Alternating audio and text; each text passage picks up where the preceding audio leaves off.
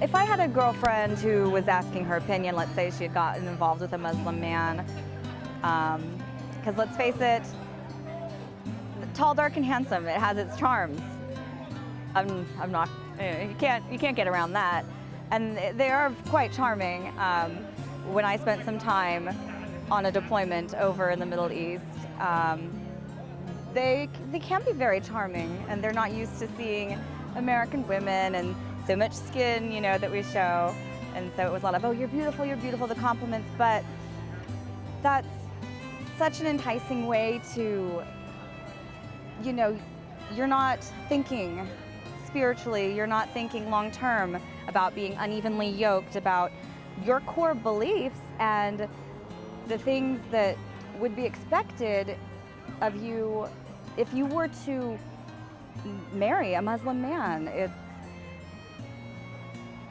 I personally, I wouldn't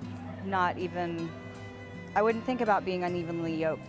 Think about having children with someone. It's like you are going to want to raise them with your set of beliefs, but the power and control in that culture is the men and the males. And how could you just be willing to have a child in this relationship and then just have to give them up to someone else's viewpoints, another God, a holy book that you aren't familiar with, and you wouldn't want to because it's false teachings and it's not the loving way that as Christians we're brought up to raise our children. So that's definitely a huge part why I wouldn't even consider, tall, dark, and handsome aside, I would not get in a relationship with a Muslim man.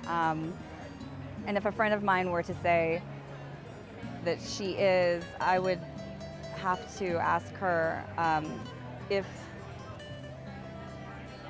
she really is thinking with her head or her heart or the spontaneity of the feelings of love. It's to be set with his family and his mother-in-law. I've heard some less than favorable encounters where once, I don't want to say trapped, but that's basically what it is. You're trapped. And how do you get away from a situation like that? If you want to leave, they would keep your children, and then this mother-in-law would be raising them with her beliefs, and